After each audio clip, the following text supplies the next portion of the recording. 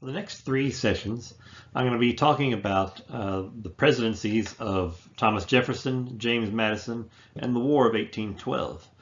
For today, however, I'm going to focus primarily on some diplomatic and domestic issues that characterized Jefferson's first term in office. Let's start with the election of 1800. In 1800, the Republicans will nominate Thomas Jefferson and Aaron Burr, and the Federalists will nominate John Adams for re-election. So John Adams, keep in mind, is the incumbent president in 1800. He'll be renominated or nominated for re-election. Jefferson and Burr will be nominated by the Republicans for president and vice president. And as you remember, we discussed this previously. During an election, only the members of Congress are voting the Electoral College. So this is still not a popular vote. It's only the Electoral College participating here. And per the Constitution at the time, the candidate with the most number of votes becomes president, and the candidate with the second most votes becomes vice president.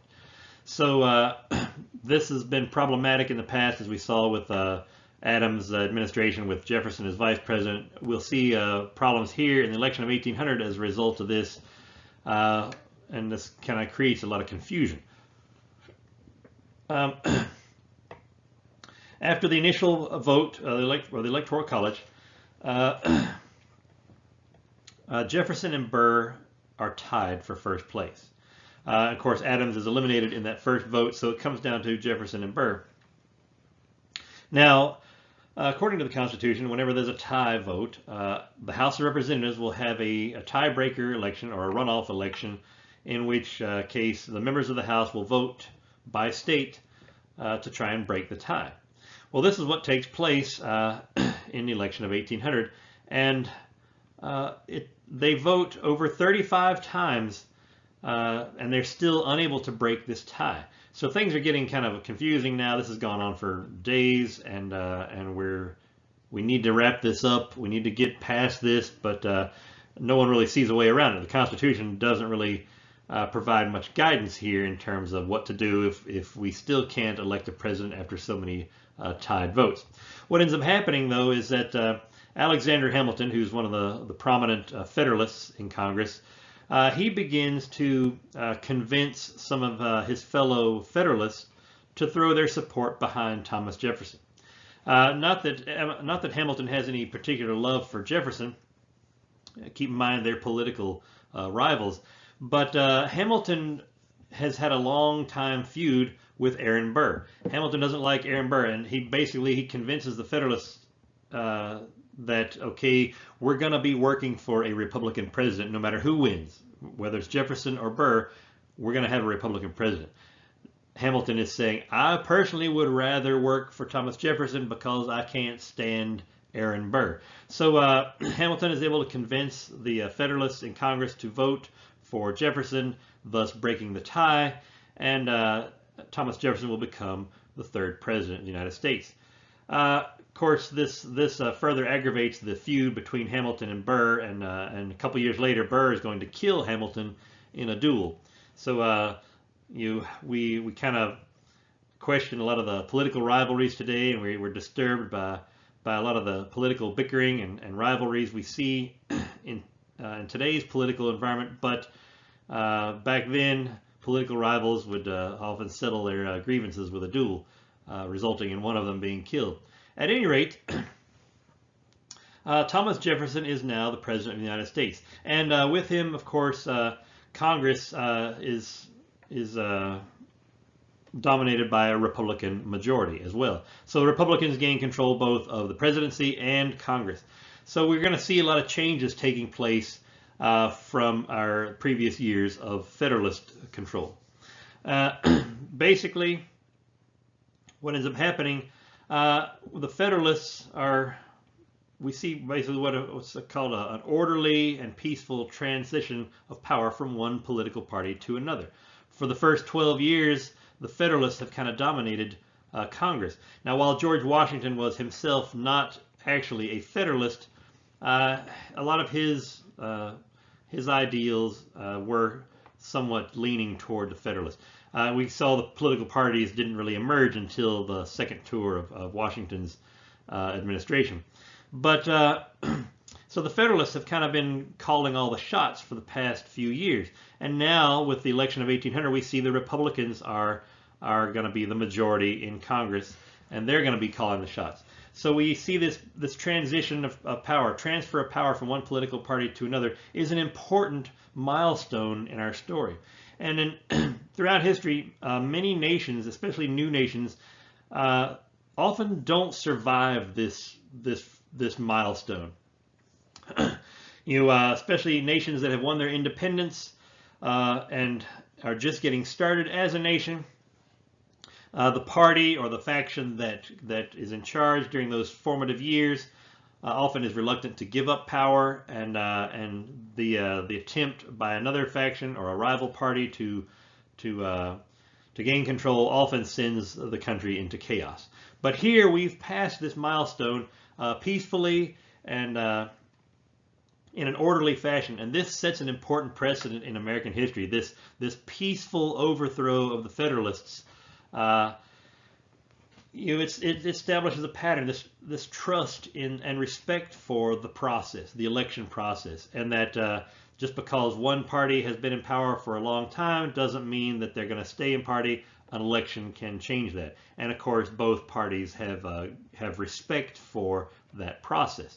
And this is why it happened so peacefully in this election of 1800. Thomas Jefferson, he was often very critical of the Federalists, and he nicknamed this election the Revolution of 1800. Of course, Jefferson is speaking metaphorically here. There was no revolution, but Thomas Jefferson is just trying to make a point here how one party has now given way to the dominance of another party. And things will change. Thomas Jefferson and Republicans in general had long criticized the Federalists for what they perceived as an abuse of their power. Keep in mind, the Republicans were never really comfortable with a strong federal government in the first place. And over the course of the Federalists' control of Congress, especially during Adams' administration, the Republicans brought a lot of accusations of corruption and abuses of power, namely our Alien and Sedition Acts, probably one of the best examples of that, and clearly a violation of the First Amendment. That was probably one of the biggest issues that the Republicans had with the Federalists, were these abuses of power, how the federal government had expanded its power beyond what was prescribed by the Constitution, and the federal government was beginning to become more and more dominant. So the Republicans, especially Thomas Jefferson, are campaigning now on a plan to draw down this power of the federal government, to start reducing the influence of the federal government.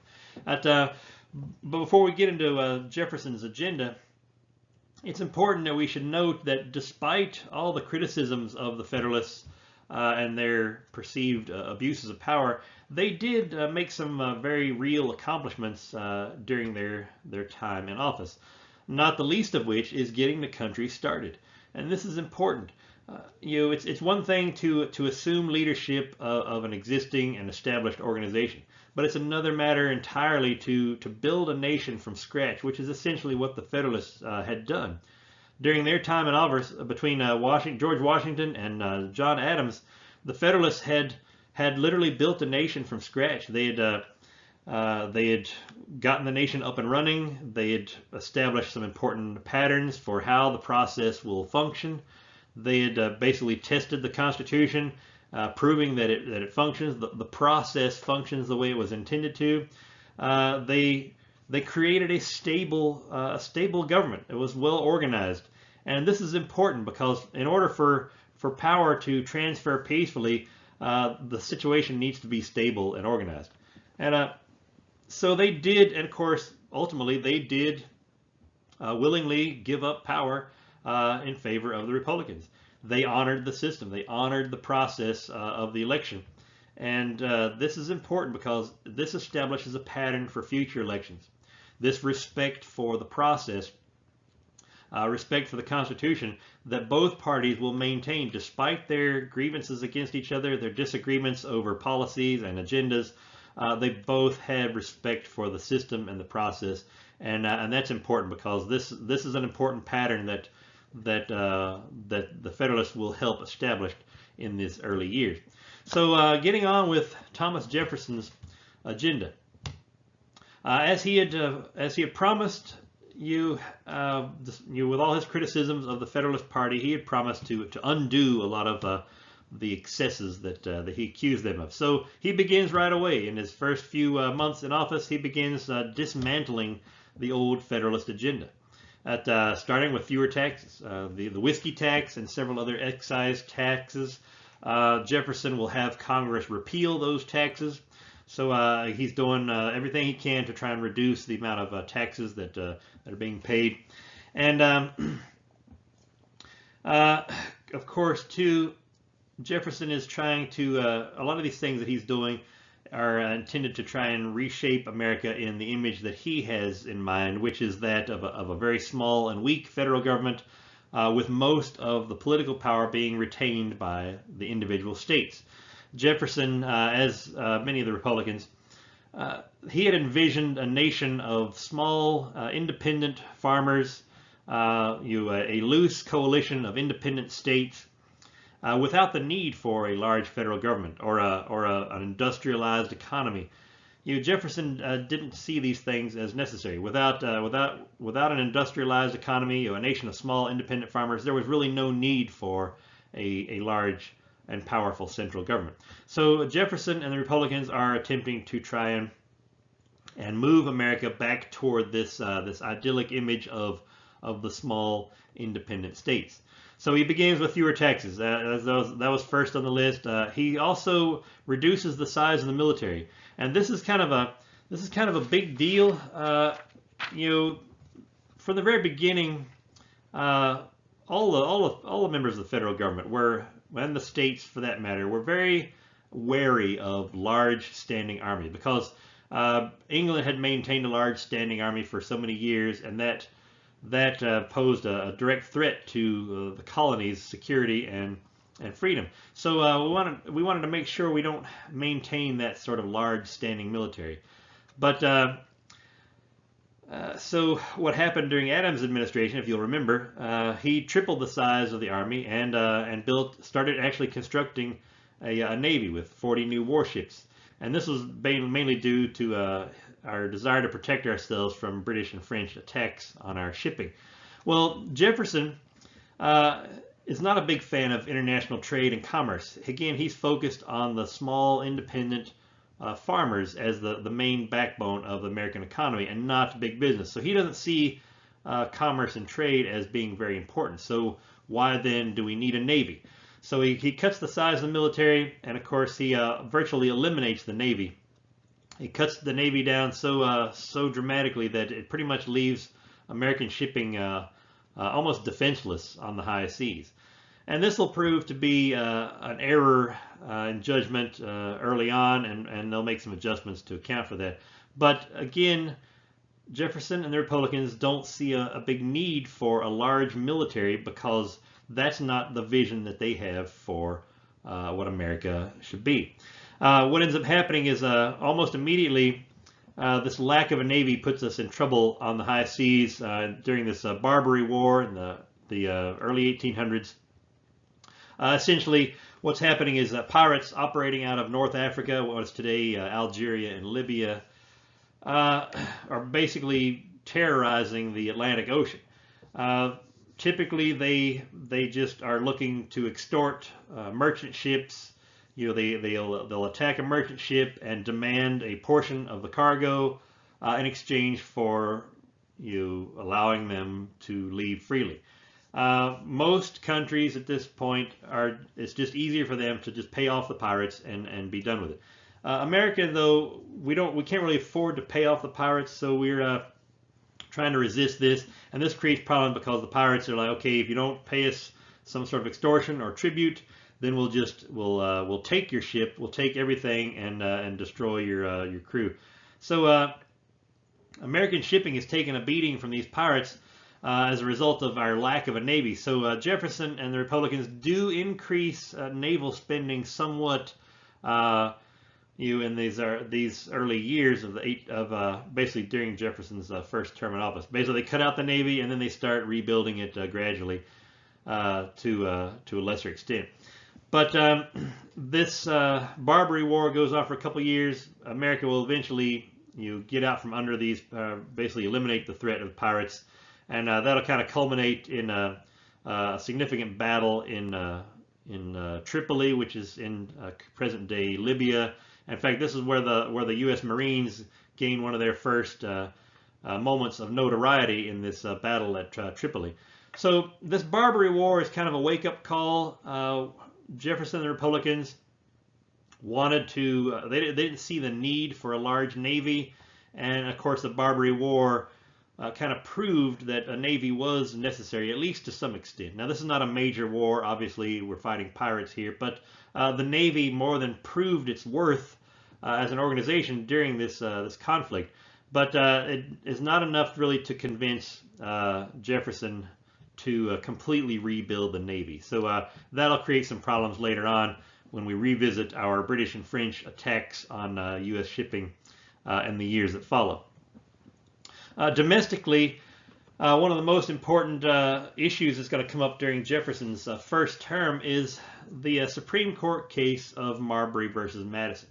And this is kind of an outgrowth of Jefferson's abuse of power in a way that he had accused the Federalists of. For all those years during the Adams administration, Jefferson had often accused Adams of using the position, using the influence of his office to spite his political opponents, just basically abusing his power as president. Well, once Jefferson is in office, he does a lot of the same things. Despite his pledge to dismantle the entire Federalist agenda, other than reduction of taxes and military cuts, Jefferson doesn't do anything that's really radical. He doesn't make any really big changes. And in fact, in many ways, he follows some of the same trends that Adams had done, using his office and his influence to spite political opponents. He regularly used his influence to pressure Congress to pass his agenda. He pressured the Supreme Court to make various judgments and decisions. He used his power in a way that appeared to be abusive, in much the same way that Adams had done. And it makes Jefferson look a little bit hypocritical. The best example of this is the Supreme Court case of Marbury versus Madison. Essentially what happens here is that this begins as kind of a case of petty political bickering, and it escalates into what will eventually become one of the most important rulings that the Supreme Court will ever make. To get the story started here, on the last day in office for John Adams, he appointed numerous new federal judges. Now this is one of the duties of the president, is to appoint federal judges. So again, Adams isn't doing anything here that is really outside the confines of his constitutional mandate. But he's doing it at the last minute. He's not really in keeping with the spirit of the law. He's using his power as president to basically pack the courts, which will have the effect of undermining the incoming administration. So he's using his power to spite his political opponent, who is, of course, Thomas Jefferson. Now, while he's not actually violating any laws, everything that Adams did was perfectly legal. Everybody knows that he's just kind of using his power to spite Jefferson. So when Jefferson gets in office, Jefferson is like, okay, fine, two can play at this game. What Jefferson does is Jefferson orders the new Secretary of State, James Madison, to not process any of these new appointment orders. Basically, one of the jobs of the Secretary of State is to function as the nation's secretary, essentially processing all the orders and appointments of the president. So these midnight justices, as they were nicknamed, these last-minute appointments that Adams had made on his last day in office, a lot of them had not been processed yet. So that duty would fall to Secretary of State, the new Secretary of State, James Madison. Thomas Jefferson orders Madison not to process these appointment orders. As it so happens, one of these appointment orders was for a guy named William Marbury, who was appointed as the federal judge or justice of the peace for the District of Columbia. Now Marbury is livid. Marbury is like, okay, the President of the United States appointed me as justice of the peace. I want to assume my position in that court. Now, he demands basically that the Secretary of State process his orders. Of course, Madison has already been ordered by Jefferson not to do so. Here again, Jefferson is using his power as president to spite his former political opponent, John Adams. So since this involves a dispute under federal law, this case is going to end up in the Supreme Court. And this is where it starts to get kind of confusing. John Marshall, who is the Chief Justice of the Supreme Court at the time, he is in a tough spot here. Marshall realizes that whatever ruling that the court makes in this case is going to make the Supreme Court an enemy of somebody. For instance, Marshall is aware of this fact. If he rules in favor of Marbury and orders the Secretary of State to process these appointments, then basically Marshall is going to make himself and the court an enemy of the Jefferson administration. If the Supreme Court rules in favor of Madison, then basically the Supreme Court will prove itself to be a little more than a puppet of the president. So in either case, the Supreme Court is going to be kind of in a tough spot here, and Marshall has to tread very carefully in how he crafts the court's ruling. What ends up happening is that Marshall and the Supreme Court come up with a three-part ruling, and this is very clever the way he is able to deflect this issue without making an enemy out of anyone. So what the court rules in this case of Marbury versus Madison is that first and foremost, Marshall states that the appointment orders for William Marbury are legal. Since Marbury was appointed by the president in accordance with the Constitution, that appointment order is legal, and Marbury is entitled to receive his appointment as judge.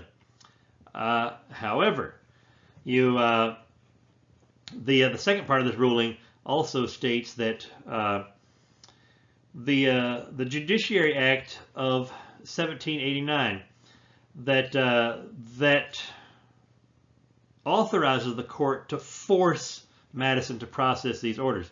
That law, that part of the law is correct. The court does have this authority to enforce this based on that old Judiciary Act. But, and this is the most important part of the ruling, the third part of the ruling, is the however. However, that law, that Judiciary Act of 1789, is unconstitutional because Congress had no right to give the Supreme Court this type of authority. So there's three parts here. Marbury's appointment is legal and proper, and he's entitled to receive his appointment. And the law that authorizes the court to force this appointment to take place is illegal. So basically what the court is saying here is that they can't do anything. John Marshall says, yeah, his appointment is okay, it's legal, and yes, this law that authorizes us to, the current law, this current Judiciary Act, authorizes us to force this appointment, but we can't do it because that law is unconstitutional. So basically the court here is kind of absolving itself of any responsibility. They said we can't do anything for Marbury. Even though his appointment is legal, the court's hands are tied because this law that authorizes us to act is unconstitutional. So this establishes the precedent of judicial review. Basically, with this ruling in Marbury versus Madison, the Supreme Court establishes itself as the sole authority for determining whether or not a law is constitutional. This is a big deal. This is a lot of power for the Supreme Court. Basically, they're the only ones in the country who can say whether or not a law is constitutional. And this gives them the power to block Congress from making certain laws, block the president from issuing certain types of executive orders. So this is a lot of power. This power of judicial review is a very important precedent, probably the single most important precedent in American legal history. And it all stems from a case of petty political bickering.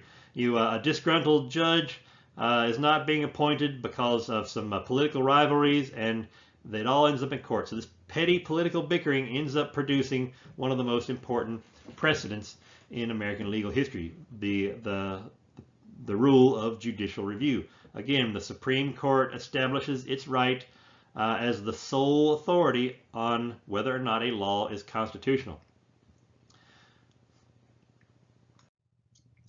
The one other thing that really characterized, probably in fact, this is probably what Jefferson's presidency is most known for. When we look at, especially his first term in office, things that are most memorable about Thomas Jefferson's presidency is the Louisiana Purchase. And this is an important story, not just for Jefferson's presidency, but this is going to have a long-term impact on American expansion, American settlement, and of course all the issues that go along with that later on. What ends up happening is this Louisiana Territory, and let's go ahead and take a look at the map here so we can know what we're talking about. Basically, we'll not only be expanding our territory, but with it the power and influence of the president as well. So looking at this map here, when we talk about the Louisiana Territory, we're talking about everything from New Orleans up the Mississippi River and west to the Rocky Mountains. This vast territory here. It's almost a third of the total territory of the continental United States. So basically, with the acquisition of this territory, the size of the United States will double almost overnight.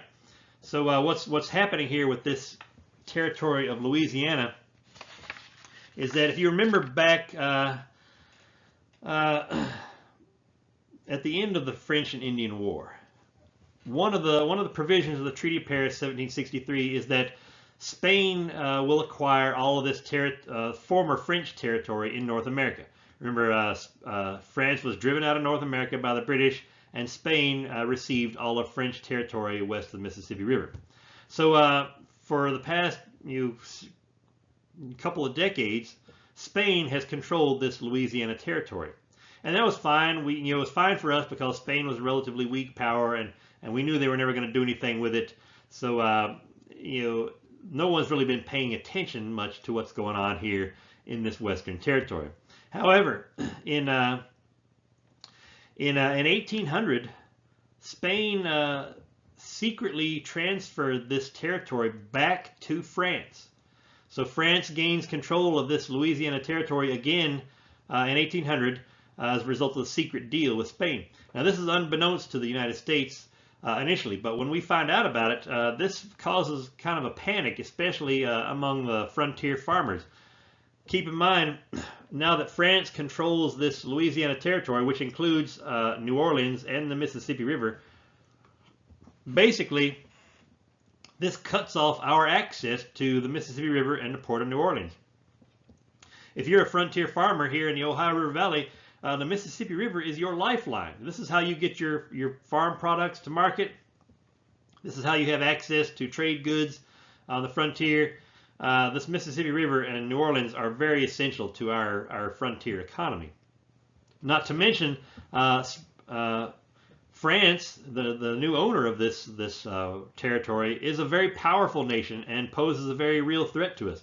From Thomas Jefferson's perspective and Congress, we look at this situation as now we're essentially surrounded by France, who is kind of giving us a lot of problem. They're attacking our ships on the ocean, and now France controls this territory to our west here. So we see this as kind of the potential threat here is high. Now, there are no French colonies set up here in the Louisiana territory. France just has possession of this territory. But what it represents is a potential threat. We already know that France is kind of is threatening us on the ocean. Now they potentially can threaten us on the frontier as well. And not only that, it kind of removes any potential for our westward expansion. Keep in mind, a lot of people have plans on expanding further west eventually down the road. But with France in control of this territory, that's pretty much a non-issue now. So the major point here, the major issue, or the major concern is our access to the Mississippi River and the Gulf of Mexico. This is what people want more than ever, more than anything else. You know, the French control of the territory is of secondary concern compared to our access to the Mississippi River and New Orleans. So what Jefferson decides to do is he wants to try and negotiate with France for access to the Mississippi River. He sends a guy named James Monroe to France to join up with our ambassador, a guy named Robert Livingston. So Livingston, the ambassador, American ambassador to France, with James Monroe, they approach the French foreign minister with an offer to purchase New Orleans and as much of the Gulf Coast as possible for $2 million. This is the deal that Jefferson is offering France. We would like to purchase New Orleans and as much territory in the Gulf Coast as we can for $2 million. Now, as luck would have it, and this is just a random happy coincidence of good fortune, as Monroe and Livingston are walking in the door to meet with the foreign minister, it just so happens that France is in a situation where they need money. France's one remaining colony in the Western Hemisphere, the island of Haiti, is in the midst of a slave uprising. Beginning in 1791 through 1804, this massive slave uprising in Haiti basically will end up destroying most all of the coffee and sugar plantations in Haiti, and France is going to lose this colony. So the last colony that they had in the Western Hemisphere is gone at this point. So this kind of eliminates the need for this big Louisiana territory. France had planned on using it to grow food to sustain their plantation colony in Haiti. Well, with their colony in Haiti gone now, this territory, Louisiana, is of very little value. On top of that, Napoleon is in a situation with his war in Europe at this point where war is not going well for him. He's trying to jumpstart his campaign, and he needs money. And it's right at this moment when Napoleon has just lost his one colony in the Western Hemisphere and he needs money to reinvigorate his campaign in Europe that Monroe and Livingston walk in the door with $2 million in their pocket. Figuratively, of course. So when Monroe and Livingston offer this $2 million to purchase New Orleans and a portion of the Gulf Coast, Napoleon counters with an offer of the entire Louisiana territory for $15 million. Napoleon's like, okay, yeah, I'll sell you the territory. I'll give you this whole entire territory, the whole entire Louisiana territory for $15 million. I need cash, and I don't need this territory, so take it or leave it. Of course, when Monroe and Livingston check back in with the president, he's like, yes, of course, take the deal. Give him the money. Tell him the check's in the mail. So, and this is a good deal. Essentially, what it ends up coming out to is about 4 cents per acre. They paid $15 million for this vast territory, and that's $15 million in 1802 money. It comes out to about, in today's money, it's about $200 million. Still, it's a bargain. It's only about 4 cents an acre, and this is a deal. This is a great deal, no matter how you look at it. Jefferson will be criticized for his action here, but in the end, a lot of people kind of give him a pass because it is such a great deal in terms of its value. So Jefferson agrees to pay the $15 million, and the United States gains access or possession of this Louisiana territory. Now here's where the story gets kind of interesting. For years, Jefferson had criticized the Federalists' policies of taxation and the creation of the U.S. Bank, the Bank of the United States. Jefferson had criticized these things as abuses of power. The federal government shouldn't be collecting all those taxes. The federal government shouldn't create a bank. All those things are wrong and unjust. Yet, in order to purchase this Louisiana territory, not only will Jefferson use money collected from taxes to pay for it, but he will also use the Bank of the United States to facilitate the transaction. So here, these things that Jefferson had long criticized as as unjust abuses of power, they will both serve him well in his agenda of obtaining territorial expansion. So a lot of the Federalists in Congress will criticize Jefferson as being a hypocrite. You condemn taxes, yet you'll spend the money to buy land. You condemn the bank, yet you'll use it to when it suits your own agenda. So Jefferson will receive a lot of criticism from the Federalists over his apparent hypocrisy here. But even the Federalists in Congress agree that this is a good deal. And so yeah, despite their criticism of Jefferson for using his office to do things that were not prescribed by the Constitution, everybody agrees that this is a good land deal, and of course the United States will literally double in size as a result. So here again is another perfect example of how Thomas Jefferson, despite his criticism of the federal government doing things not prescribed by the Constitution, he himself will do the same exact things.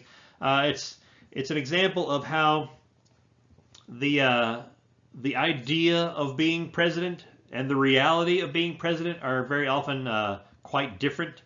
From the outside looking in, it was easy for Jefferson to criticize the president when he was so critical of President Adams. You would say, okay, if I'm president, I won't do all those things. Of course, once Jefferson becomes president, he realizes very early on that some of those things are just part of the job, and there's no way to avoid a certain extent of those things, like purchasing land, for example. Nothing in the Constitution permits the president to make territorial purchases with tax revenues, yet Jefferson will go ahead and do this anyway. And now, again, what you have to understand is that a lot of the criticism toward Jefferson over this land deal is kind of superficial. They shake their finger at him and say, yeah, you're kind of a hypocrite for doing stuff that you said you would never do. But in the end, at the end of the day, the Senate, of course, will ratify this purchase of land, and we will benefit greatly from this new territorial purchase. So a lot of people are willing to give Jefferson a pass here because it did work out so well for the United States. Another little footnote for you here is that while this purchase worked out great for the United States in terms of territorial expansion, it worked out really good for France too, because the money that we gave Napoleon for this territory, he was able to reinvigorate his campaign in Europe.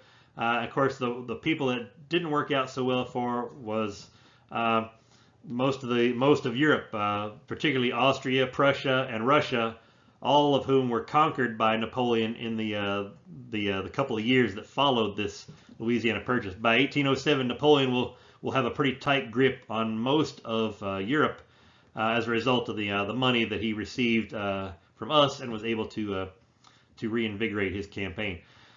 But anyway, back to Jefferson and this Louisiana Purchase. At the end of the day, most people were satisfied that we came out ahead here. This is definitely a benefit for the United States. But the one legitimate concern that a lot of people had was not necessarily whether or not the president was authorized to do it, but what did we get? What did we actually get for our $15 million? Because no one had ever been out here. The French had never established any kind of colonies here in Louisiana Territory. They had scarcely even explored it. Spain never did anything with it either, and no one from the United States had ever been out here. So we really didn't know what was contained in this territory that we just acquired. So we paid $15 million for a big chunk of land, but we're not really sure what's out there if it has any real value. So in order to assess this value of this territory, Jefferson orders an expedition, a survey expedition, to go and assess any value that might be contained in this territory. So he basically puts his private secretary, a guy named Meriwether Lewis, in charge of this expedition. And he's joined by a Virginia military officer named William Clark. So Lewis and Clark here put together a survey expedition to explore this Louisiana Territory. With them are about 30 soldiers and about 10 civilians, most of whom are scientists in the fields of geology and biology, and of course surveying experts. And these men leading this expedition, they're going to assess the value of the land in terms of its settlement potential. Is there good farmland out here? Is the soil good for crops? Are there plentiful water supplies? Of course, the rivers will be a big obvious answer to that question. Are there any mineral resources out here? And of course, what type of game animals are there? And not the least of which is, are there any people out there? You know, this is one of all these are big questions that this expedition is going to attempt to answer. You know, the quality of the soil, or potential for settlement, mineral resources, animals, people. What can we do with this land? Is it going to be of any long-term value to us as a nation? Those are the questions that this expedition is going to attempt to answer. They take about 2 years to do this expedition. They leave in 1804, come back in 1806. They don't explore the entire region. They head up the Missouri River and eventually into the Rocky Mountains and on to the Pacific coast in what is today Washington and Oregon. Now, granted, west of the Rocky Mountains, this was not included in this deal, but as you can imagine, the borders of this Louisiana territory are not very specifically defined. Keep in mind, no Europeans really explored out here yet, so this border of the Louisiana territory is very subjective. We don't know exactly where it ends or begins. It's just kind of, generally speaking, between the Mississippi River and the Rocky Mountains. So they explore a little bit outside of the territory, and they only explore basically along the river valleys. Over the subsequent years, we'll see additional expeditions will come and explore various parts of the Louisiana territory, but Lewis and Clark are the only ones we really talk about because they were the first, and as such, they were the most significant, because we get confirmation when they come back and report to Thomas Jefferson. They confirm that yes, there are significant resources in this territory, and that's just in the little bit that we looked at. There is quite a bit of potential for settlement and prosperity in this territory. So we get the answers to our questions. Yes, this was a good deal in terms of its value, and it's going to be a very good area for the United States to expand into. The kind of a last little parting thought here with regards to the Louisiana territory, and this is in reference to long-term impact. Now, we talked about things like settlement, and there will be a lot of settlement potential here, and that's what's going to happen very soon after we explore this territory. In the coming years, settlers from the United States are going to begin moving into this territory in what is today the Missouri area. In small numbers at first, but it'll eventually, the speed will pick up fairly quickly. As we see settlement begin expanding into this territory, we're also going to see eventually new states being formed out of this territory. And once again, our issue of balance of power in Congress is going to come to the surface here. And remember, that goes back to the Constitutional Convention. Remember the Great Compromise and the 3/5 Compromise, how the states are going to be represented in Congress. We already have seen a generally north and south division along the Ohio River Valley between northern states, which are trending toward the eventual end of slavery, and southern states who are continually expanding slavery. And we already talked about, too, settlement patterns, how as people from the north begin moving west, they carry with them their ideas and their traditions, as do the people in the south. So with regards to this Louisiana territory, we're going to see that competition between north and south begin to transplant itself onto the western frontier. And with it, those issues, those competitive issues between which region of the nation is going to be most represented in Congress. And the issues of slavery are going to play into this as well. Once we get on down the road a few years and we start seeing new states carved out of this territory, this issue of slavery is going to resurface. And we'll talk about the Missouri crisis later on here in a couple weeks, but this is kind of foreshadowing some of the issues that are going to grow out of this territorial expansion. So on the surface, the Louisiana Purchase seems like a great deal. We got a large chunk of land for a small amount of money with a lot of valuable resources, but the expansion that this new territory will allow is going to create or aggravate some existing regional issues that are already starting to take shape in the east. One final image here. This is, of course, an artist's portrayal of Lewis and Clark on their historic expedition. And as this artist has portrayed, as you can see here, in addition to the soldiers and scientists, there are also a significant number of Native Americans that accompany Lewis and Clark in their expedition. And these Indians will serve as guides and translators, and in their interactions with the indigenous people that live along the Great Plains and in the Rocky Mountains. So we'll see too, these issues later on will become part of the story in terms of how Americans will interact with these newly encountered natives on the western frontier. So with this Louisiana Purchase, we see a foreshadowing of several issues that are gonna characterize our story in the years to come. When we come back next time, we'll continue Thomas Jefferson's presidency. We'll look at some of the issues revolving around or stemming from the war in Europe, and how the Jefferson administration attempts to deal with some of those issues, particularly the attacks on our merchant ships by British and French navies. So we'll pick it up there next time. Until then, take care.